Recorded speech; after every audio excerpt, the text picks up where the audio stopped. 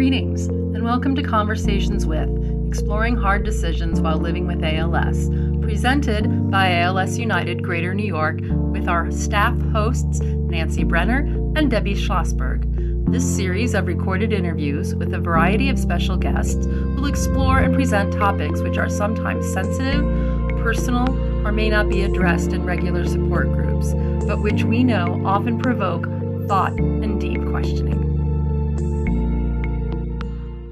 Hello, and welcome to Conversations with ALS United Greater New York's program, where we have invited guests come and join us for conversations about personal topics, sometimes more difficult topics, sometimes even existential topics.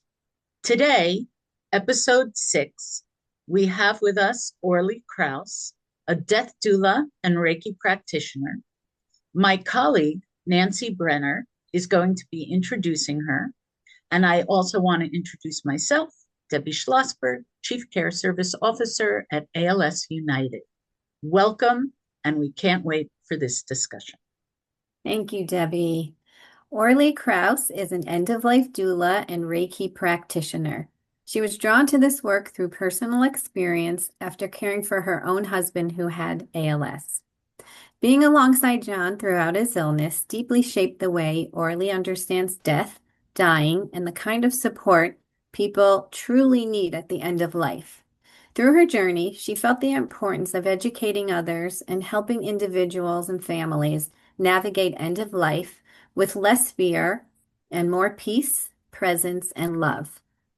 After her husband passed away, Orlie found herself sitting with many unanswered questions, not just about death, but about how we can care for those who are dying and how much emotional and spiritual support often goes unaddressed.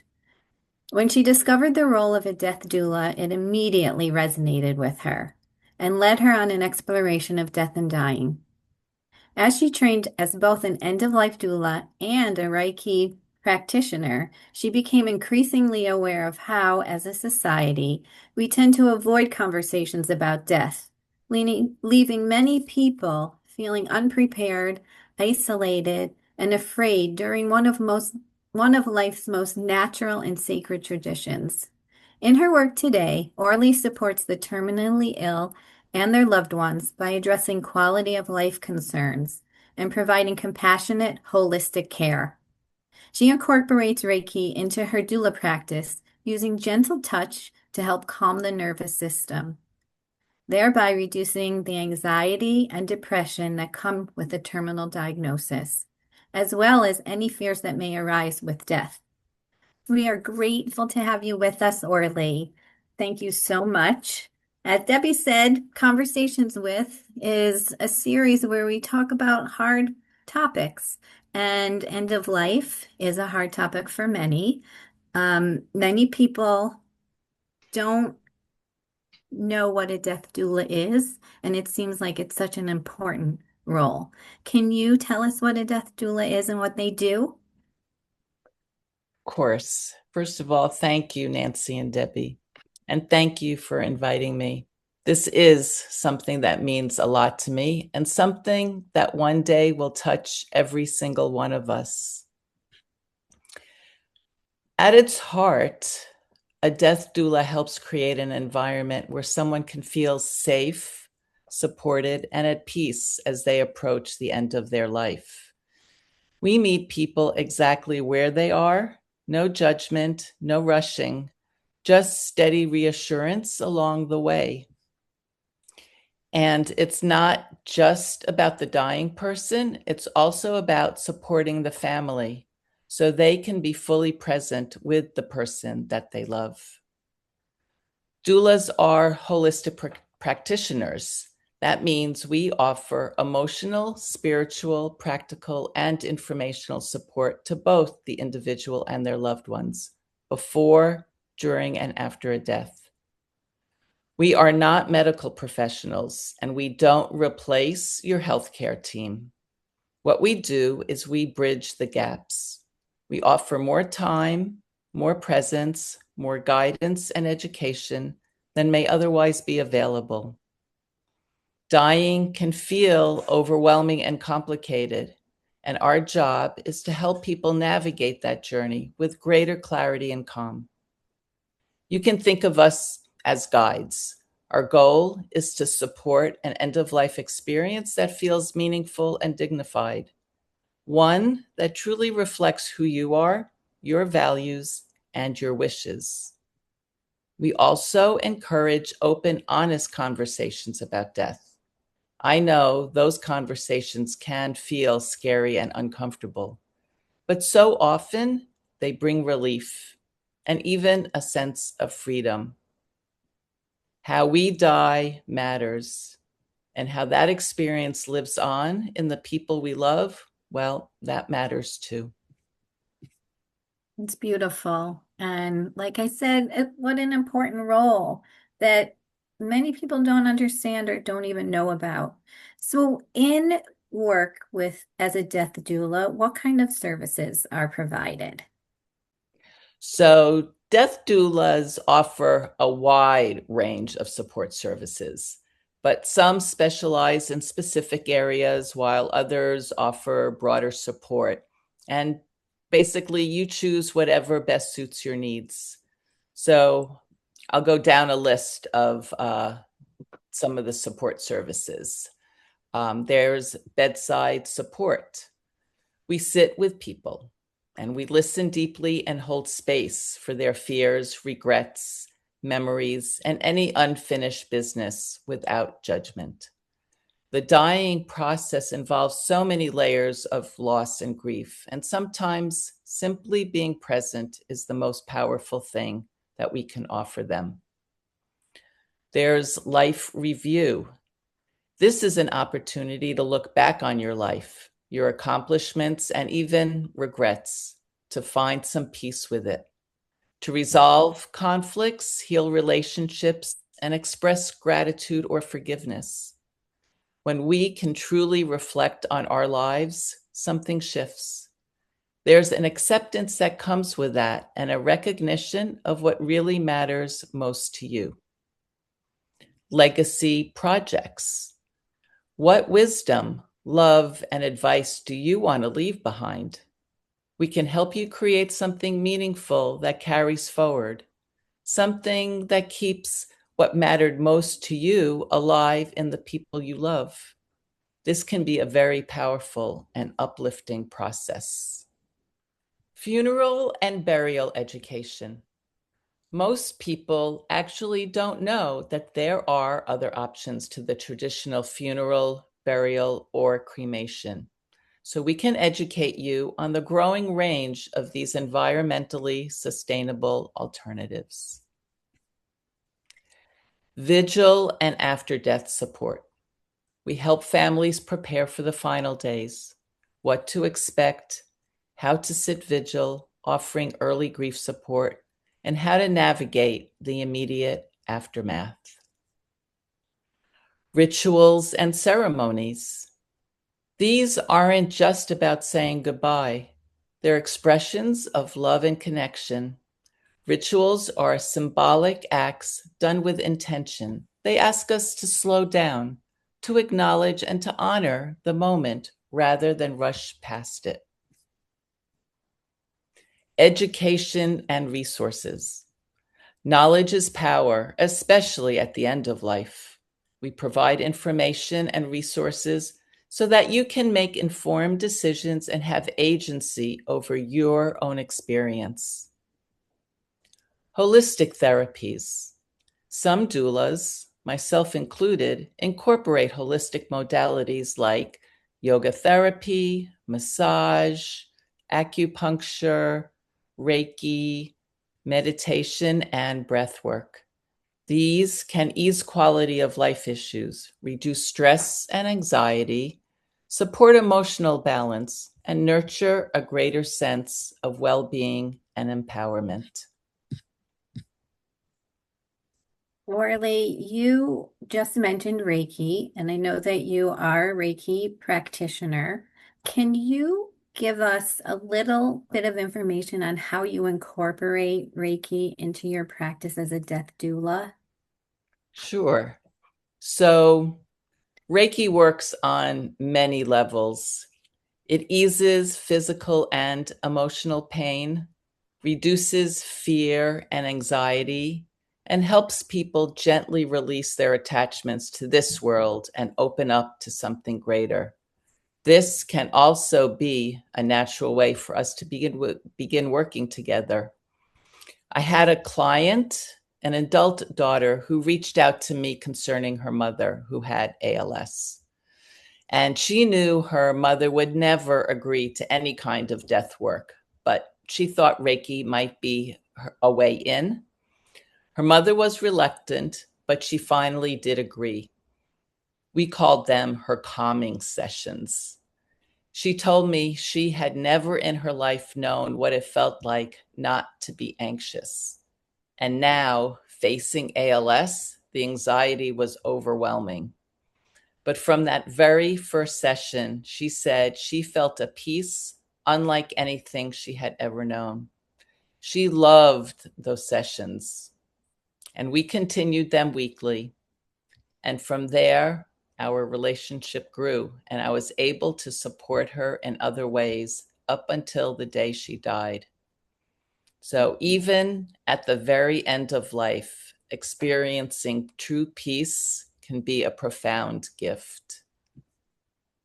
That's amazing. Amazing that this woman never felt any sense of peace. She only lived with anxiety, and you were able to relieve that. What a beautiful gift you gave her. Thank you for sharing that. So, Orlie, it seems increasingly evident from everything you've shared thus far why somebody would benefit from the services and support of a death doula. But maybe you could tell us a little bit more about who chooses it, why they choose it, and at what point in the journey you recommend that people reach out for death doula support. That's a great question. Maybe first we should start off by asking ourselves a few questions like, are you afraid of dying? Have you ever really thought about how you want your end of life to look? Have you shared those wishes with the people you love? Have you started putting your affairs in order? Well, let me tell you, you are not alone. We tend to avoid these conversations, and yet death is the one thing we all have in common. Every single one of us is going to die. So why not get comfortable with it now? Why not start preparing? Because here's the thing, death isn't a medical event. It's natural. It's a sacred and deeply human one. Actually, it's healthy to think about it. When we could acknowledge our mortality, something inside us shifts. There's an opportunity for clarity, intention, and even a sense of liberation. Preparing for our end can actually help us live more fully right now. We become more able to choose how we want to live and how we want to approach the end. We can then thoughtfully weigh quality of life against simply extending time at all costs. Historically, death wasn't hidden from us. Just about 100 years ago, most people died at home, surrounded by their family and community. Today, most deaths happen in hospitals, ICU rooms, or nursing homes. Modern medicine has extended our lives, but it has also prolonged the dying process. Death has largely moved behind closed doors. So, of course, we're afraid. Of course, we feel unprepared. And that makes complete sense. Modern medicine is incredible, but it doesn't have time for the emotional and spiritual layers of dying. And that's exactly where a death doula comes in. We bring presence and connection. We help ensure that wishes are honored, dignity is preserved, and that no one has to feel alone. And for the family, we offer clarity, reassurance, and guidance during what can feel like a very uncertain and overwhelming time. That said, having a doula is still a personal choice. There is no right or wrong. It simply depends on what feels right for you.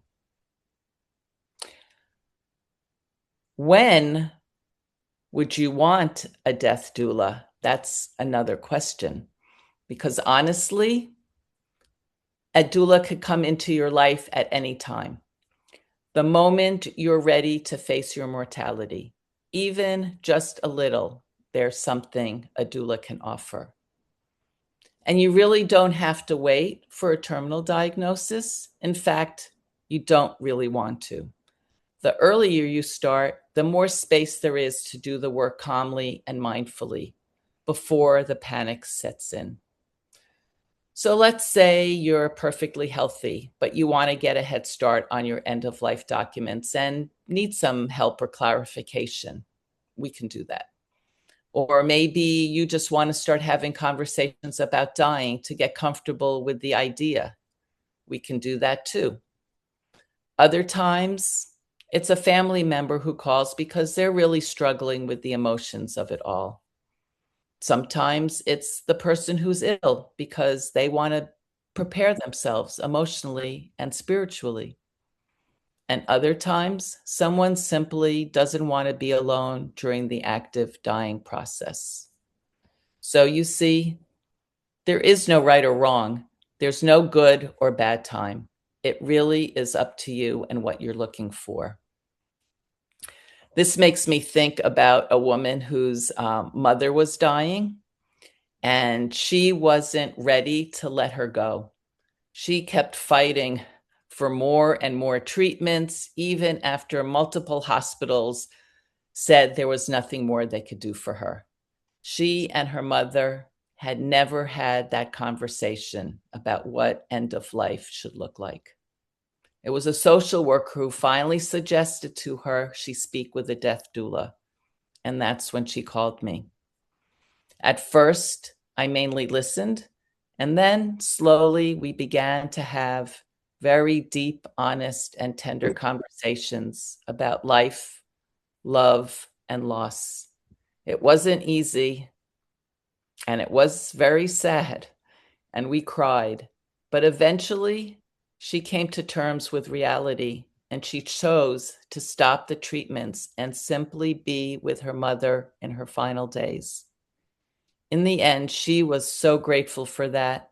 Instead of the constant chaos and panic, there was just peace and love. And really, that's all that matters in the end. That's how we want to remember the people we love. And that's how they want to spend their final days with us. Thank you. It sounds like the work that you do tries to make end of life beautiful rather than something to be feared. And a lot of what we talk about in conversations with is normalizing the death experience because, like you said, everybody dies, but most people are afraid to confront it and to talk about it and to plan of what they would want for their death and what their family would want in terms of honoring their loved one. So thank you for the beautiful work that you do. Many people choose hospice care at the end of life. Can you tell us how end-of-life doulas differ from hospice care? And do they go hand in hand? Yeah, so death doulas are non-medical. We try to demedicalize the dying process. Our focus is on the deeper emotional, spiritual, and practical needs that often get overlooked. Where hospice, on the other hand, is a medical institution. They focus on pain management, symptom control, and comfort care. And they operate within specific guidelines and regulations. Hospice does have social workers, chaplains, and bereavement counselors, and that support is extremely valuable. But again, their time is limited and regulated. So the truth is we need both, and there's some natural overlap. But I like to think of it this way. Hospice takes care of the medical side of dying, and doulas take care of the human side. So they are separate things, but do they overlap with one another? Well, the overlap just might be with that small part of hospice that does emotional and spiritual work with the social worker and their chaplains, but we don't really work together. We kind of work side by side, and the services that hospice offers is very limited. You get maybe an hour a week because it's regulated by the medical industry. So the emotional and spiritual part of hospice that the doulas can do is just they offer more time. So they're kind of, like I've mentioned before, they fill in the gaps. Mhm. Thank you. It almost seems to me that hospices should include death doulas on their care teams. But that's a separate conversation. That's a separate conversation. So Orlie, our viewers in New Jersey have had the option of medical aid in dying as a legal option for about 5 years now.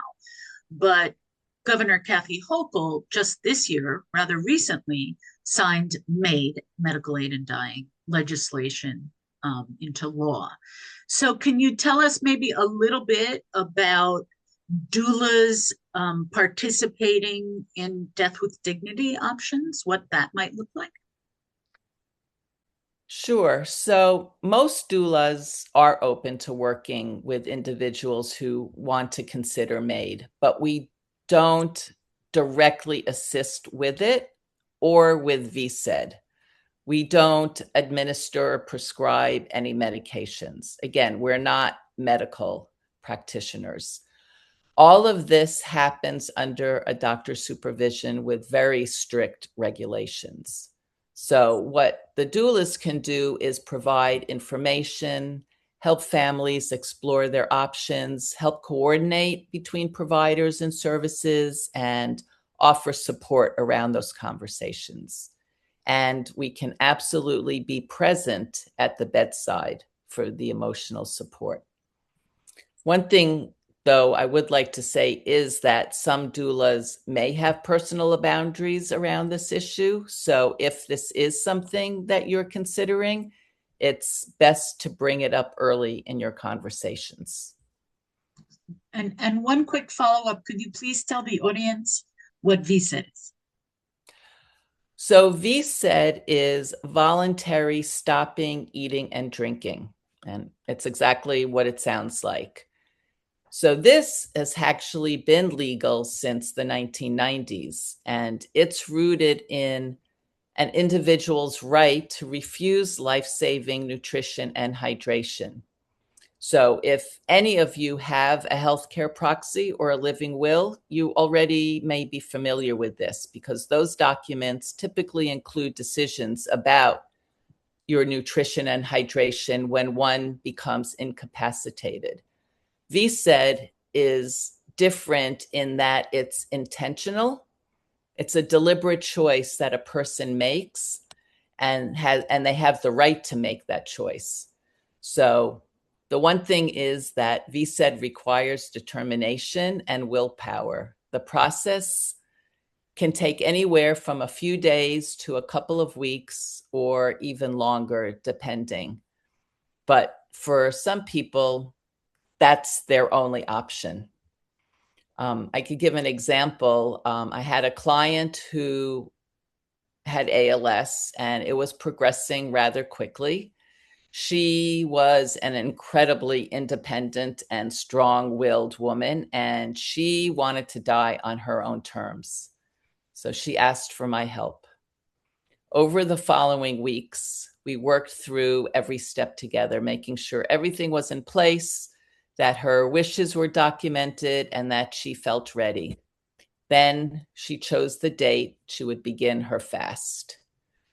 She did have a feeding tube, but rarely used it. So she was already becoming quite frail. As the date approached, her family came to be with her. And 5 days later, she passed away peacefully and naturally. She lived a full life, and she was determined to say how it would end. There's also another option that I just want to add on, besides MAID and VSED, is that particularly for ALS people, hospice can compassionately remove someone from their CPAP machine, ventilator, or feeding tube.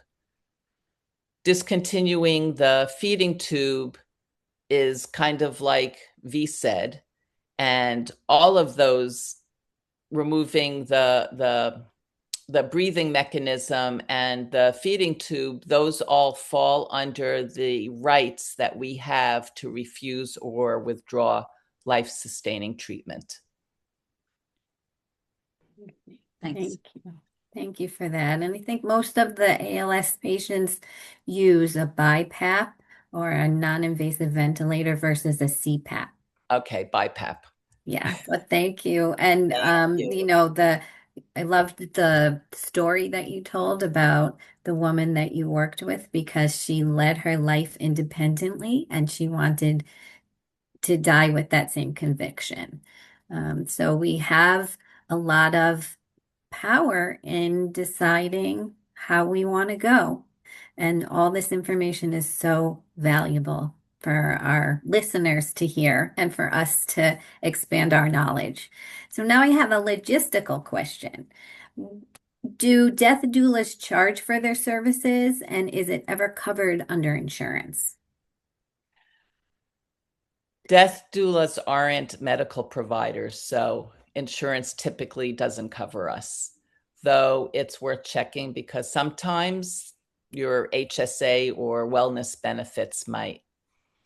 Costs vary depending on the doula and the situation, since the services are really tailored to each person and their needs. Some doulas charge hourly, others offer packages, and some have sliding scales or even accept donations. But I'll tell you this, every doula I know believes that everyone deserves support at the end of life. So we always try to make it work. Really good to know that, because you're doing this from a place of caring, right? So thank you for that. So, to follow up on Nancy's line of practical, pragmatic questions, where would somebody find a doula? Online. You can search online. There's Death Doula training and certification organizations that have directories that are organized by state. You can just do a general online, Google search for a death doula in your area, or you just may find one by word of mouth. But the most important thing is trust how you feel when you speak with them, because this is intimate work and it should feel like a good fit. Thank you so much, Orlie. Orlie is based here in the boroughs, so she's a great place to start as well. I'm going to give her a plug, which she was too gracious to do herself. So Orlie, thank you so much. Here at ALS United Greater New York, we aspire to provide holistic care. We really, really aim to embrace the entire family through every phase of their ALS journey. And we know that that also includes the end of life phase as well as the bereavement phase. So pulling in these resources mean the world to us. They really, really help to enable us to provide the kind of wraparound holistic care that we hold so dear and is part of our mission. A death doula, from everything that I've learned today and the little bit I knew before, is the personification of a companion, of somebody to be with you with skill and compassion and presence and all of those tools that you mentioned, Orlie. It's incredibly not just impressive, but truly inspiring. So I want to thank you for sharing all of your wisdom and heart with us today. I want to thank Nancy Brenner for always being a wonderful colleague. I want to thank Charlotte Cito, who is our video editor and all things conversations with, a little bit behind the scenes, but very much a part of our team. And we hope that you'll join us for our next episode of Conversations With.